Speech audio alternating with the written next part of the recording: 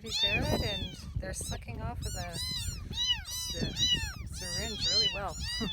Babies, oh my goodness. It's okay. You're safe now.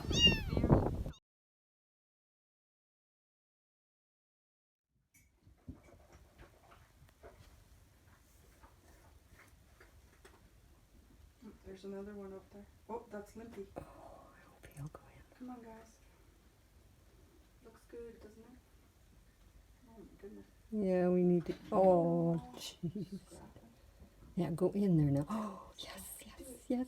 Go in. Oh my God. Oh, yes. So tell me about the Saner program. SNR, spay, neuter, and return. And we kind of came up with the term Saner because you'll never be able to take all the cats and dogs into care, and that is really hard to accept. But if we spay and neuter all the dogs and cats that we can, we're preventing basically millions of cats and dogs that aren't going to be cared for. It's so true, and we found that when we were working in specific areas, specific communities, we could go back over and over again and get puppies and kittens. And we realized that that was a form of almost abusive puppy or kitty mill, and we decided we didn't want to be part of that. In July 2017, Zoe's volunteer Sarah posted a photo of feral cats living at the Ironworks building. This old, vacant building was unsafe for human habitation due to poor air quality. It remained vacant because there was an ongoing challenge about its historical status. The result? The building sat in limbo for years, creating a perfect breeding factory for cats. The reality for feral and stray cats is that even while living in a vacant, dry building, Edmonton has a harsh climate. With the dangers associated with living outside, these cats were living short, harsh lives. Rick and Ken, who live next door at the Urban Manor men's residence, had been looking after the cats in this colony for years, providing food and checking on the cats every day.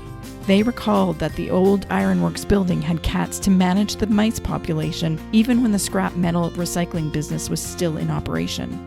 Once the business closed, the cats stayed behind and Rick and Ken started looking after them as best they could. But cats will be cats, and the colony population continued to grow. There appeared to be a firm leader of the colony, affectionately named Granny Cat. Zoe's decided to rehabilitate young kittens and strays who could still be socialized and to place feral cats in barn homes. Throughout the spring of 2018, Zoe's worked closely with Edmonton's Animal Control and Care and Urban Manor to trap, vet, and fix the remaining cats.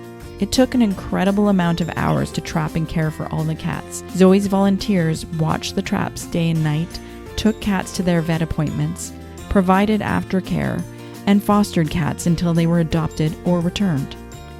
Thanks to Rick, Ken, and the Urban Manor executive director, there is a new heated shelter at the back of Urban Manor for the cats who were released back to the site once they were vetted.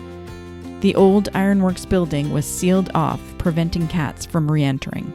Zoe's continues to stay in touch should more cats show up, or if any extra help is needed with the colony. Granny Cat remains at large. Efforts continue to try and catch this very street-smart kitty.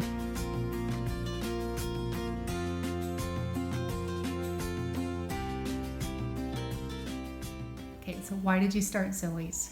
I can answer this one. Okay. Actually, Sasha will too. But really quickly, Sasha and I met with another rescue, and we bonded over our complete astonishment of how much wasn't being done medically and behaviorally. And so then I left and Sasha left, and Sasha checked in with me because she'd adopted a puppy for me, and she said, "You know what we should do?" And I said, "Have lunch." And she said, We should start a rescue, and she laughed at me. I and did then, okay. and then somehow we went and incorporated a name and became a nonprofit, and we said we were only going to have 10 animals at a time. We were busy. Yeah. I have 5 children and am very active with stuff, and Sasha is a full-time nurse. So we had no time for... We were just going to do a very small thing in the hours we could. Yeah, great. Thank you. Yeah. Please, he can't die. He can't die. Connor Hopeful came to Zoe's from a remote community. Suffering from severe dehydration and emaciated, he had a massive infection from hundreds of quills lodged in and around his face and head. Connor's prognosis was not good. But Dr. Anwar from Lakeside Vet was willing to try and save him. While they were pulling quills, Connor went into cardiac arrest. The medical team applied CPR, and for 12 minutes, there was nothing. And then there was a faint heartbeat. Connor was back. Connor's recovery was nothing short of amazing. After 3 days, although still requiring intensive care, he went home with Sasha to continue his recovery. Over the next few weeks, Connor continued to have more quills removed, and his strength started to return. Connor hopeful. Look how good you looking. Yeah. That's okay if you're eating 4 chicken breasts a day. Hey? Who cares how expensive it is? Died and came back to life. That doesn't happen very often, does it, buddy? Hey, you're a special boy. We love you. Connor was already a celebrity within the Zoe's family by this time, and even more so when he was fostered by Edmonton Oiler Toby Ryder and his partner Laura. Connor flourished under the care and attention of Toby and Laura for the 6 weeks that he stayed with them. He continued to heal and show everyone what a sweet and loving pup he is. Connor is now with his forever family and living his best life. This sweet and loving pup got an amazingly wonderful second chance.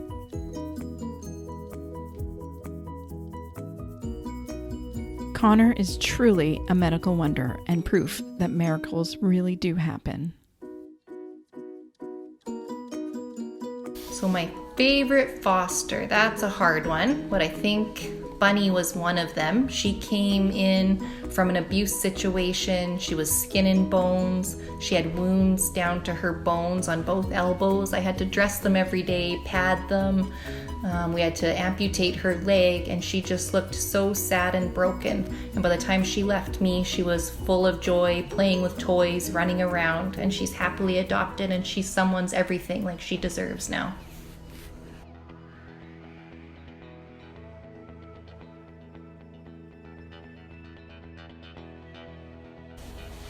Our helping hand came about because Sasha and I knew that we didn't want to take animals from people in crisis situations if we didn't have to. Animals should stay in their home with a loving family.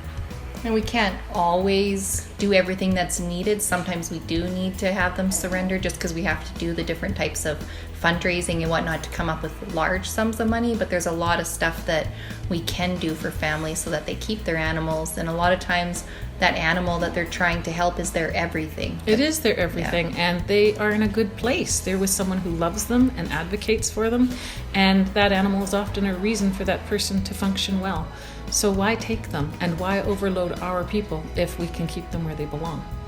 And so many people that we've helped with the helping hands, they'll after just give us the biggest hug or phone call and just say, you don't understand what you did for me. Yeah.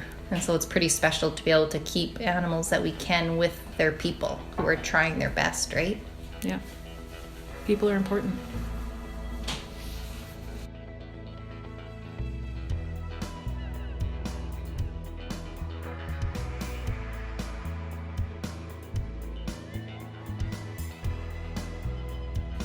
My favorite fosters tend to be the parvo fosters because when we started there was nobody taking them, and we took them in, and now people take them in. Before they used to be put to sleep, now it's become more common that people actually keep them going. One of my favorite parvo fosters is Hira. She's my dog. I've had her now for 7 years, and I love her.